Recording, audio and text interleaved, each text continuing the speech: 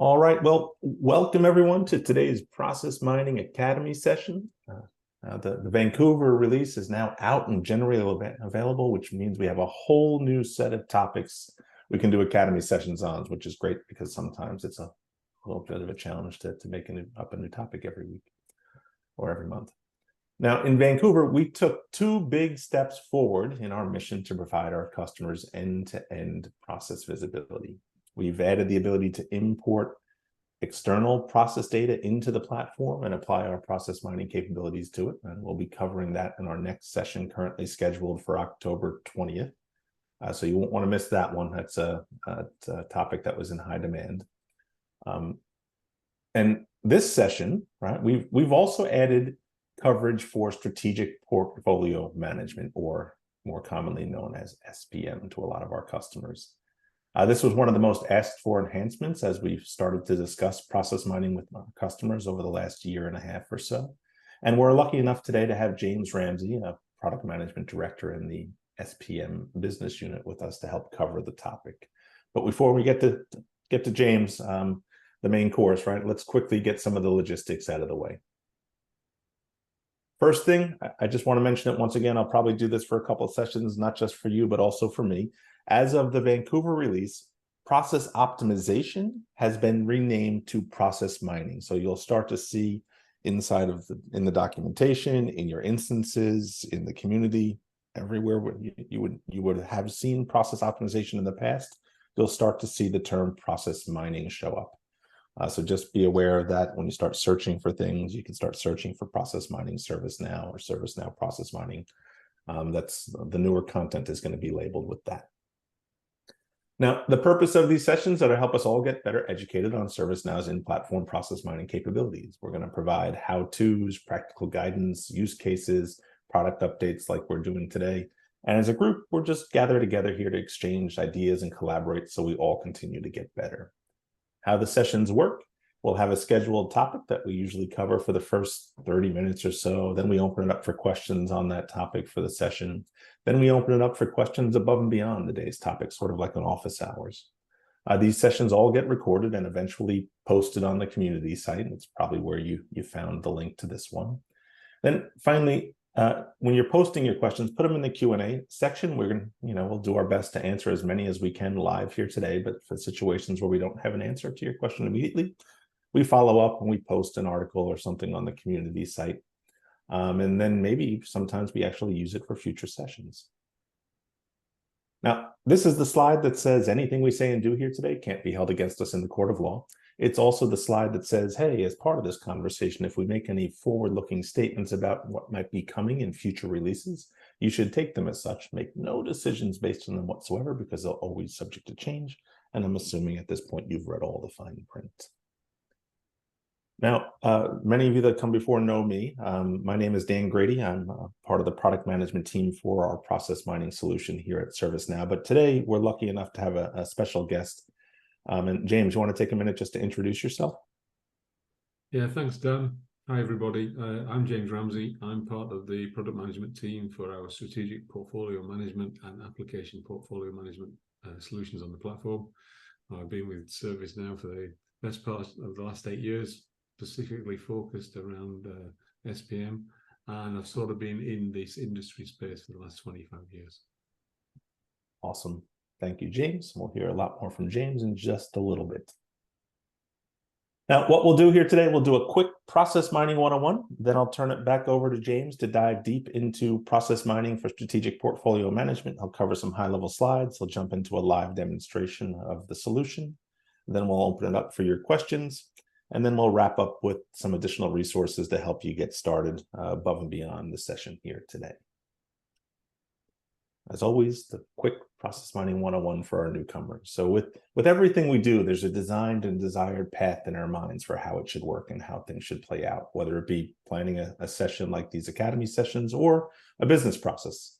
And when you design things, you design for both completeness and efficiency to provide the best experience possible for as many people as possible. Now, unfortunately, what we design isn't always what ends up playing out in reality, right? The reality is that not all work is going to be flowing through the optimal path, and that's going to have a negative impact on the experience that both people requesting service are having, as well as the people that are working the process. Now, identifying what is actually happening within our business processes and then improving them isn't always obvious or easy. What in-platform process mining allows us to do is use the audit log data that is generated as records move through a given workflow on the ServiceNow platform. We use that data to create a visual representation of what is actually happening within the process. And this new level of visibility helps us accelerate our ability to identify inefficiencies, non-conform process activities, and ultimately just improvement opportunities. So process mining gives us the ability to answer process questions that have historically been very challenging for us to answer. So whereas traditional analytics will allow us to answer a lot of the what questions about our processes, process mining helps us answer the why. So things like, where is the process getting stuck? Where is there potentially unnecessary rework happening? Where are things ping-ponging between groups? And where aren't we conforming to the process that we've designed? These are all things that have been historically difficult for us to answer and then act upon, but they're now available in a couple of clicks. And we like to say that process mining is going to get you to the why behind all of your KPIs. And in doing so, it's going to empower everyone involved in the process to make data-driven decisions about which improvements to make. Now, today, James will be helping us understand how process mining's value when we look to apply it to work streams aligned to strategic portfolio management, or SPM. With that, I'll just pass it over to you, James, to kind of take us on the tour. Thanks, Dan. I'm just going to share my screen. Sure. And let's share the slides. Right then. So, as Dan alluded to right at the beginning, over the last 12 or so months, there's been lots of clamour for the ability to apply process mining to strategic portfolio management. And hopefully in the introductory slide, I'll showcase why that is apparent. Now, what we're going to look at first of all is just to bring everybody up to the same level of what strategic portfolio management is and why it's important. So let's start with the why it's important first. And I'm just going to use a quite a well-known quote from Gartner. They're saying by 2025, all those organizations that are engaged in digital transformation activities, they're actually going to find that 70% of the digital investments, those digital initiatives they're trying to deliver, are not going to live up to their expected business applications. And one of the key reasons behind that is the absence of them taking a strategic portfolio management approach. And in essence, the problems come from organizations having a defined strategy of what they want to do, but actually the things that they end up executing and delivering are often not aligned to what they've defined as strategic priorities in the business. So we have on the platform a capability we call strategic portfolio management. Its raison d'etre in terms of what we're trying to achieve is to enable our customers to ensure that they're delivering the right business outcomes, the things that are aligned to their strategic priorities with confidence, by enabling them to align and manage all of their work associated with delivering those strategic initiatives together in one place on the platform. And it's that element of managing all types of work linked to strategy on a single platform which makes the process mining use case particularly important from a ServiceNow context. So if you think about, there's three main pillars from a strategic portfolio management perspective: strategize, which is all around strategic planning; the alignment, which is all about prioritizing all of the requests and all of the work into a roadmap that we're going to deliver on; and then the delivery of the work so that we get the customer, whether that's internal or external, with the right level of value. Now, when I'm talking with customers about strategic portfolio management and how we apply it to their organization, I typically talk about having a connected end-to-end process. So if you think about it, we're looking at end-to-end strategy all the way through to service and delivering value at every stage inside that life cycle, and we're doing that all on the platform. And the aim is to deliver the value to our customers, internal or external, as quickly as possible. And that value is delivered whether we're delivering products, services, applications, or programs of work, whatever that may be. But then what we look at is, well, how do we connect that end to end? How do we connect strategy all the way through to execution, and we close that gap? Now, I'm not going to spend on today's session a long time explaining this particular slide, but hopefully you'll see, as we start from a strategic planning perspective and we link those strategic conversations with our architecture community, that stimulates demand and requests and ideas coming from all over the organization, which we then feed into our alignment processes.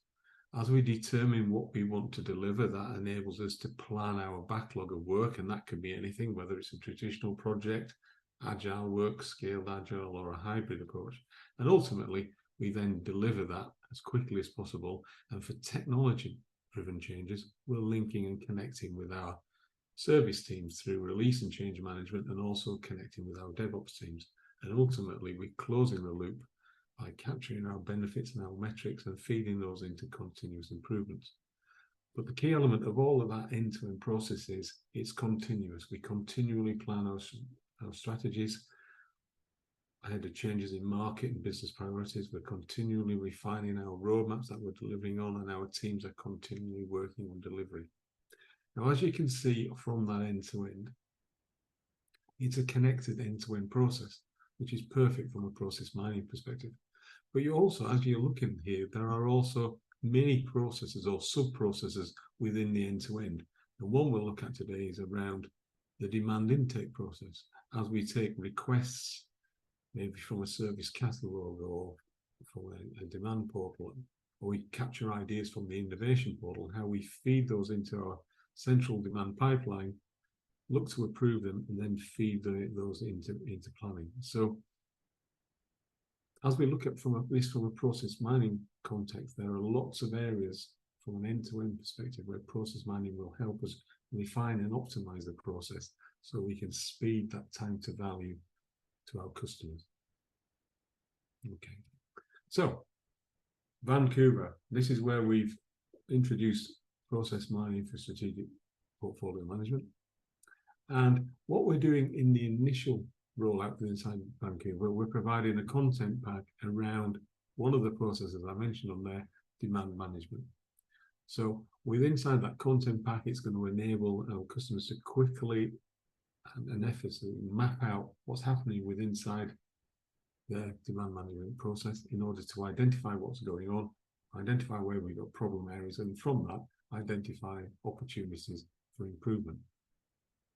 One of the added benefits of releasing this new content pack for demand management is it also opens up process mining for the entire end-to-end process flow on strategic portfolio management that I showed on the previous slide, something that was not available to customers prior to Vancouver. So it's a really important step that we're taking in helping organizations look at how we can refine and optimize their delivery of change and innovation. Now, looking at it from a demand management perspective, as I mentioned, in Vancouver, we see the release of the new content pack. Part of that content pack looks at from a summary and insights perspective, so providing a specific dashboard.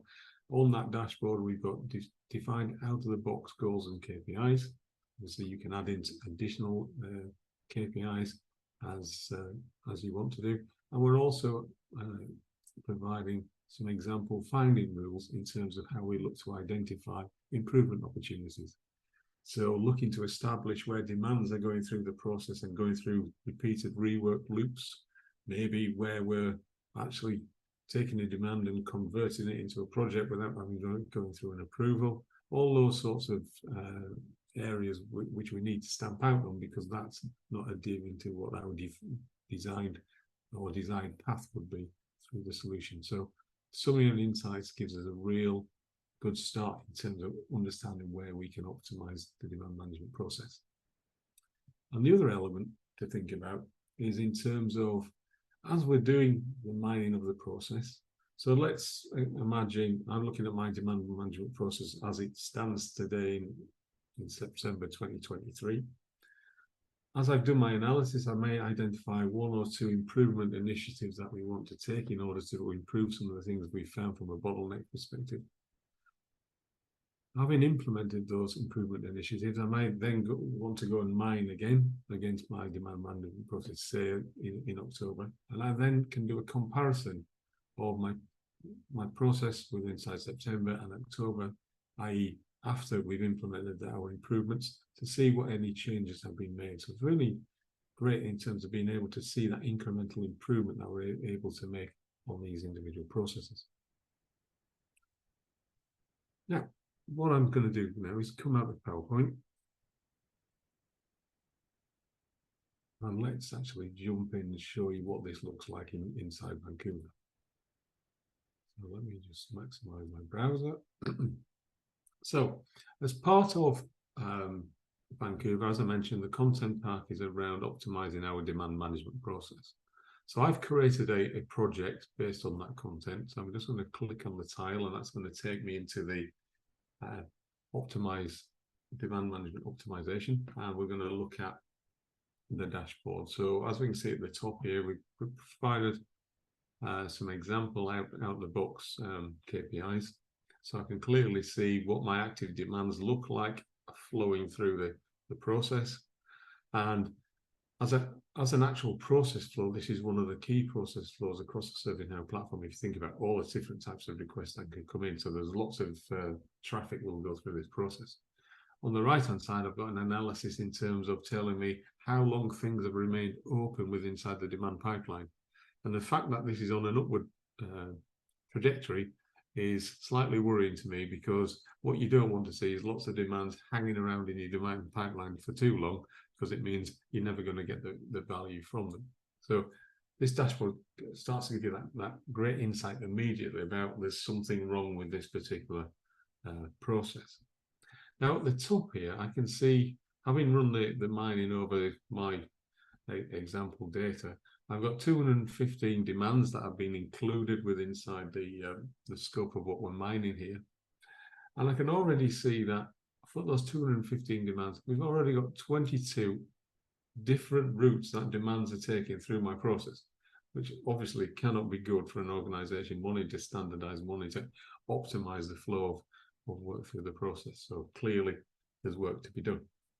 Now, if I scroll down the dashboard, and we look at this area here from an improvement initiatives perspective, improvement opportunities perspective, should I say, we're providing some out-of-the-box finding rules specifically targeted around the demand management process. So as demands come into ServiceNow, they typically have a draft status, and they will then be submitted.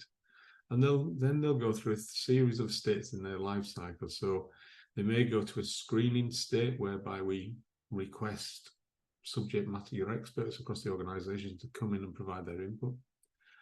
Once they've gone through screening, it may go to, well, it should go to a qualified state, and it's at the qualified state where we're actually looking to review this particular demand. Think of a demand as like a business case to do something. We're going to have estimates around costs, or estimates around resources that we want to do for this particular activity. And a demand itself may be a request to do a project. It may be a request to do some small operational work. It may be a request to work for a team. So all demands cover all different types of work that could be requested. Once we're qualified, at that qualified, we're either going to reject or we're going to approve. And then from that, we're going to convert that demand into maybe a project or an epic, if we're looking at it from an agile perspective, or a change request if it's an operational request and we're linking into service management. So in order to mine through that end-to-end process, these finding rules are then looking for the exceptions we're trying to find. So for example, I want to understand levels of rework that are happening. So imagine I've put in my request, it's gone through screening, it's got to the qualified step, and they've not been able to prove it because I've not provided all the information needed for the approval decision. Maybe I've missed off my cost estimates or something like that, and it has to go all the way back to the draft state. So I want to understand how many times we're going through that rework loop, and how many demands are subject to that iterative nature. I might want to understand if I've got a demand and somebody actually totally bypasses the approval route and automatically turns my demand into a project and people start working on the project without it being approved, I want to know about that. So that's going to be a breach of our SLA process, not conforming to our overall role in the organization. Or I might want to understand where things have actually been approved, but they've not actually gone through the detailed qualification steps. So nobody's actually gone and reviewed the business case alongside everything else to determine we need to go through. Somebody just rubber stamped it. So again, I need to understand all of that. So these are examples of those finding rules we provide out of the box, and align to looking at improvements around improving conformance and improving performance across the process. So let's pick one of these as an example to start with. So I'm interested in this rework, because if I can reduce rework, I can get things through faster. So as you can see, average duration of the rework is 11 months for a bit demand in the demand pipeline, which is obviously not very good. So let's go and let's view that particular rule inside the analyst workbench. Excuse me. So as we can see on here, I've got two demands that fall foul of this particular rule. And I've just looked at my breakdown here, and we categorize demands in different categories. So here I can see I've got strategic and operational demands, so one of each going through this process. And I can clearly see as something comes in from a draft perspective, going through screening, as it gets to screening, it goes to qualified, and then those two in qualified are actually coming back into draft. So I can see I've got that rework route, something I need to do something around, and maybe I might start out and identify an improvement initiative that I want to move forward with. But let's clear that. And now I'm looking at all of my 215 demands going through the process. And I can see on here now, breaking that down by category, I've got 203 strategic demands, 7 which are operational, some for procurement and some for training. But as you can imagine, you can have different categories. Now, a key element then I can then see as I'm looking at this is all the detail around what's going through the demand process. And as I click on various states, I can understand where things are going. So draft either going in directly to screening or going to submitted. If we go look at submitted, we might be interestingly coming back into drafts. Obviously, there's an issue there. And I'll look at the qualified element. I can see when we're making those qualified decisions, we can see some areas are creating projects, i.e. moving forward, and others are being deferred. Maybe we're going to look at that later on. But that's giving me that great analysis in terms of what actually is happening to those 250 demands going through the process. And as you can see at the moment, bit of a mess because of all of those different routes that are currently being taken. So obviously we need that improvement initiative to look at how we can streamline these various activities. The other element we can obviously look at then is from a bottleneck perspective, and look in terms of where we can see our overall bottlenecks inside that particular process. So that gives you that viewpoint in terms of that out of the box content pack, looking at that demand management process and giving you that ability to quickly and easily identify where we've got these various different issues, and being able to very quickly go and analyze and look at what those issues are. So that's there as of Vancouver. Now, one of the things that interested me as soon as I started working with process mining was not only looking at it from a demand management perspective, but let's look at it at a wider element. Let's look at it from an end-to-end perspective. So because we now can apply process mining across all of the SPM process as per that slide I showed, this is just a quick example of something I've set up, which is looking in terms of the end-to-end flow from I've got an idea. As we look at those ideas, the ones I want to progress, I might turn those into demands that we're going to build a business case around. As we approve those demands, I want to execute and start delivering them, I might create a project. And one of the elements with inside ServiceNow is the ability to manage work of different sorts. Now, one of the types of work which is very popular across the user community, is what we call hybrid projects, which are traditional waterfall projects with a mix of agile within them. So so what we're looking at here is my projects here will be hybrid projects, and for those hybrid projects, we'll have stories being created, which are going to be then worked on by the development teams. So with inside process mining, what I'm able to do is connect that end to end. So from that initial idea all the way through to the stories that I delivered. So if I start to build this out, we can look now in terms of, let's just reduce the size of that a little bit.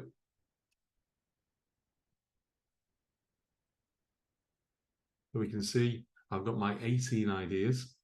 Now I can see those ideas are related to different products. I can see that information here. So I can see as the ideas come in and the flows they're taking, and I can see I've got an iterative loop in terms of those ideas as they come in, being reviewed, need more information, going back around an iterative loop. So I can see all of that.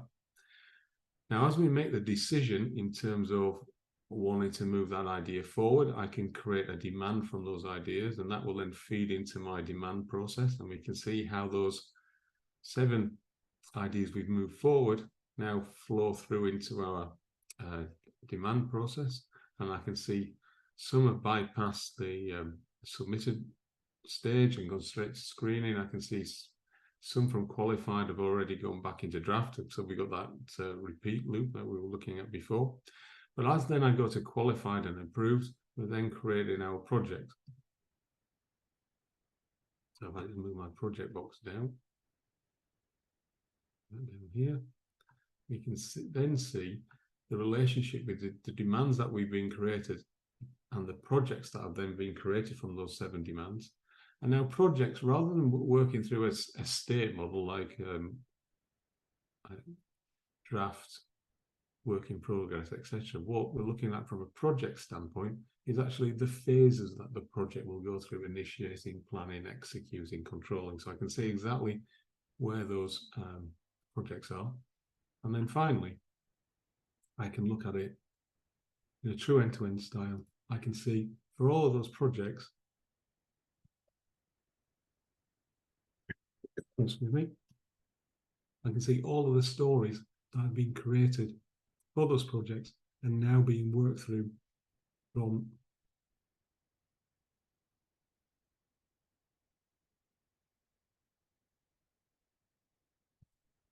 so I can now see from the development teams how, as they're now working on those stories, those 9 stories, through their various process model for delivering the stories relating back to the project.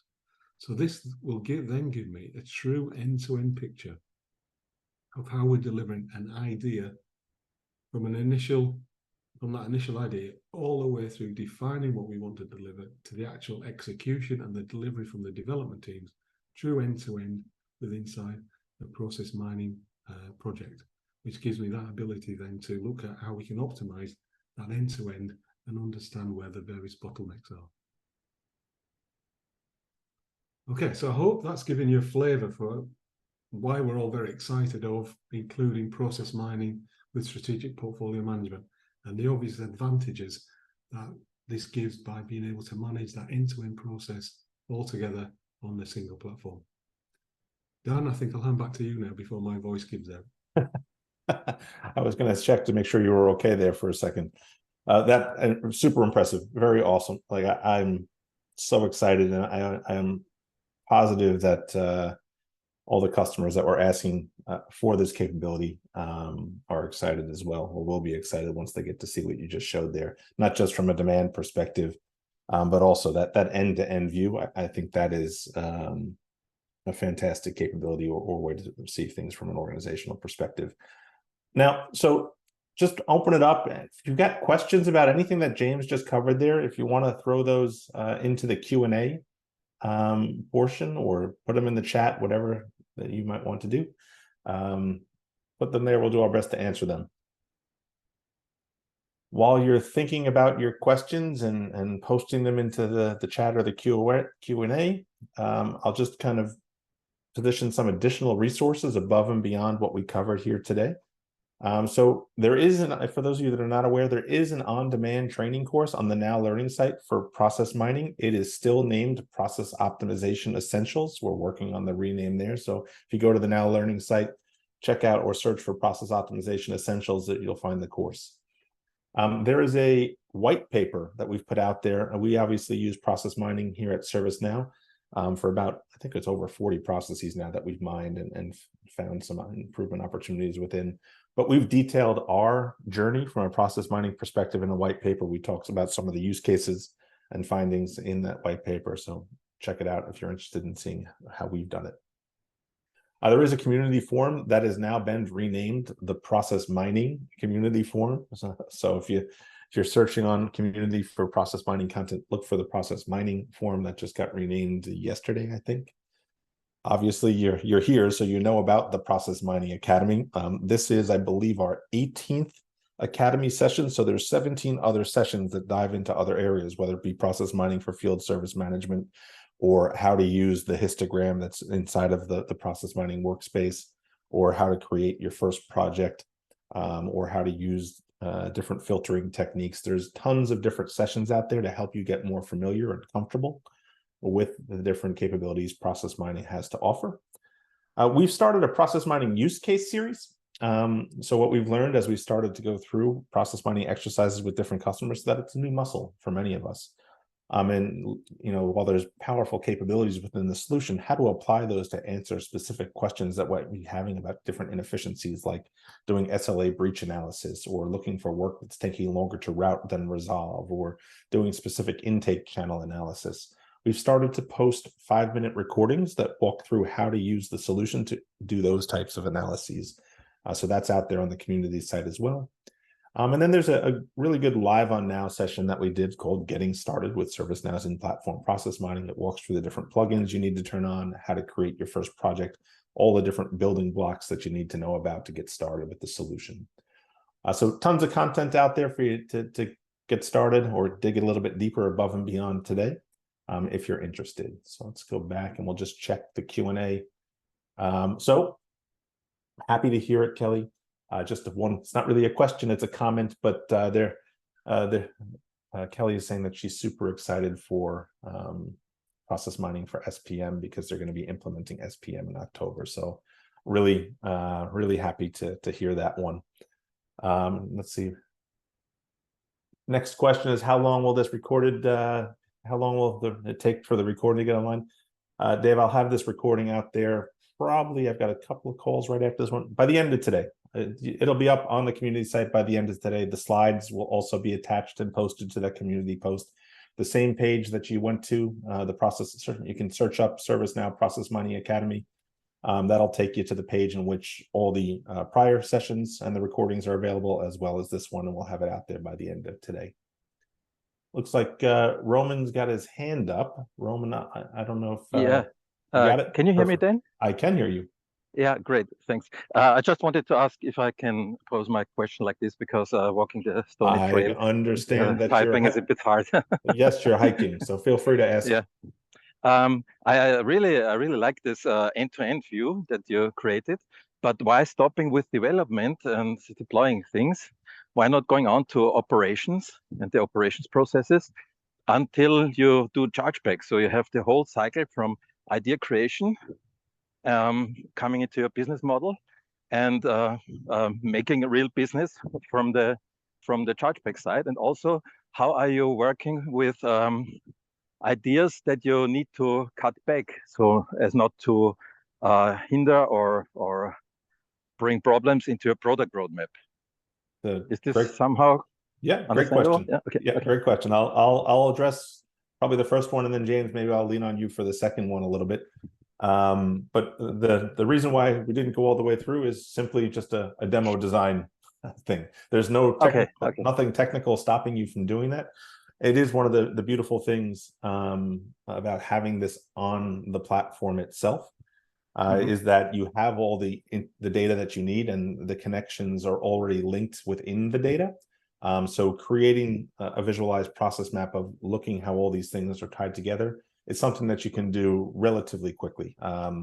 I'm going to say minutes, but if you're brand new to how to build out the multi-dimensional maps, it may take you 30 minutes, right? But it's huge. One of the biggest advantages to using our in-platform process mining solution is the fact that we have access to the data already.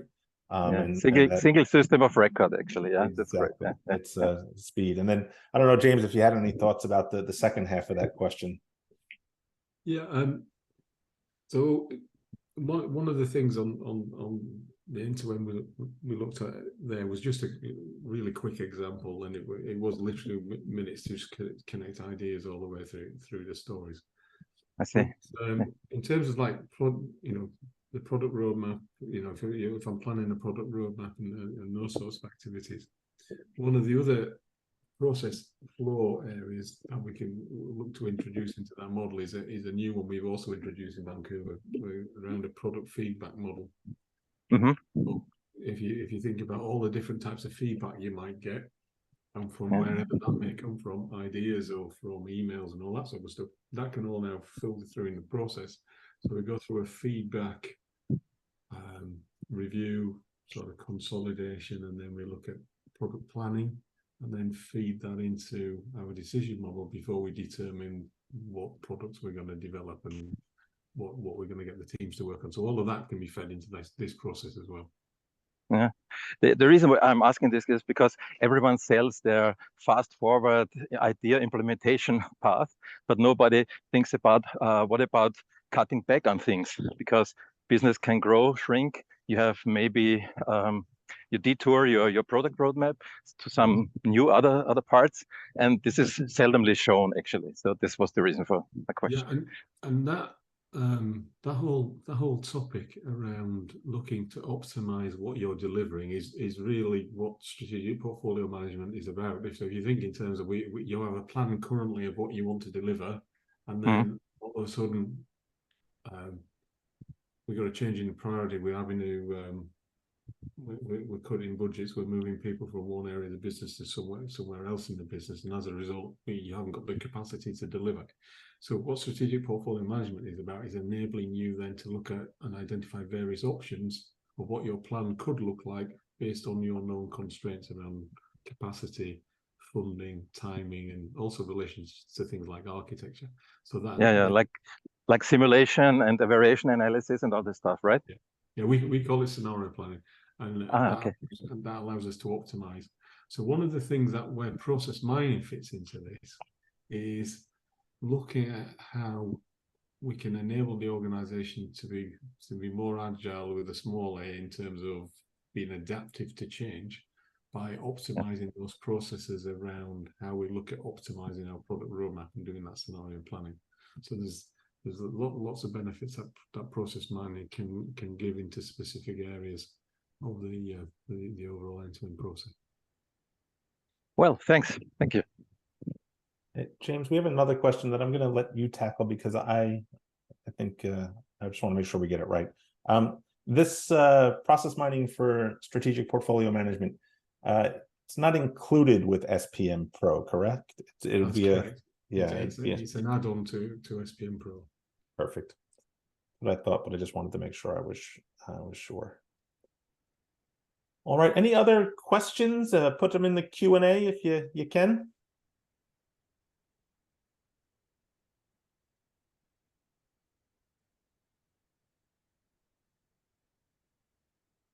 All right. If not, let's see what I've got here next in the slides. What's next? Perfect.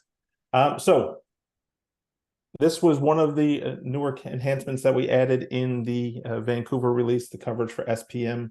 Another really important enhancement in Vancouver is the ability for customers to import external process data and apply our process mining capabilities to that. So for example, let's say you're using a smart recruiters for recruiting and tracking your hiring process there. We can extract the audit log data from that system in a certain format, provide it to ServiceNow in an Excel or a CSV, import it through a wizard-like process, and then visualize it with the process mining solution that you just saw. So we'll be covering that in our next session scheduled for October 20th. and we'll walk through the entire process of loading up data and mining it. It's very, very straightforward. In November, the plan right now is to cover another Vancouver enhancement called automated findings. So as up until Vancouver, you saw James show some examples here today around those improvement opportunities that we provide out of the box in the content packs. They're very rule-based, where you can configure, hey, I want to find all the records that meet this criteria. Well, you can also look at processes and find things in an automated fashion. There's a lot of common inefficiencies. For example, rework, right? Something goes from step A to B to C back to A. Well, we can flag those automatically for you now with our automated findings, or ping pong, things go from A to B to A to B to A, right? We flag those automatically for you, and you can configure it to look at things that have extra steps in the process. So I have one process variant, A, B, C, D, F, and then I have another variant that is very close, but has one additional step, A, B, C, D, E, F. I want to compare those two and see what the impact of that extra step on the process is. So these automated findings are something that are new inside of the Vancouver release. So in that November session, we'll dig into how to configure those and take advantage of those. And then to wrap up the year, we'll have a session on process mining for creator workflows. So a lot of customers have asked, hey, we've built some custom applications. We'd love to apply process mining to those applications. Can you help me understand how to go through that? So we figured we'd get a recording out there as well. So those are the sessions that we have on the schedule. Obviously, if we get an influx of questions about a certain topic, this is always subject to change. We want to make sure we're catering to our customers' asks, but these are the things that we've got planned right now. All right, last chance for romance. Any additional questions that are out there? Anything else you want to chat about before we wrap up for the day? If you allow, just a funny note, Yeah. your untangling of the loops, which you call rework, isn't there a more modern word for it, like collaboration? Untangling of the rework? Yeah, I guess so. Just because you mentioned this, breaking up the loops for rework, I just reminded me of people always talking about collaboration, which is like a high frequency back and forth of exchange of information, so which is also a loop actually. Yeah. It can be that. It can be a quality issue where you've got let's say tickets that are being reopened on a regular basis. It could be I know. things, I just wanted to make fun. Sorry. Okay. All right, Roman. Perfect. Anyone else? If not, James, thank you so much for your time here today. It's always good to have the expert on a process cover process mining for that process rather than me sometimes stumbling through it. Being able to put that lens of somebody who lives and breathes those processes on a regular basis is really important from a process mining perspective. So really, thank you again for taking the time to do this for us. Well, thank you for inviting me, Dan. And I find process mining a really exciting capability. Awesome. All right. Well, with that, thank you, everybody. We'll see you next time. Thank you. Great talk.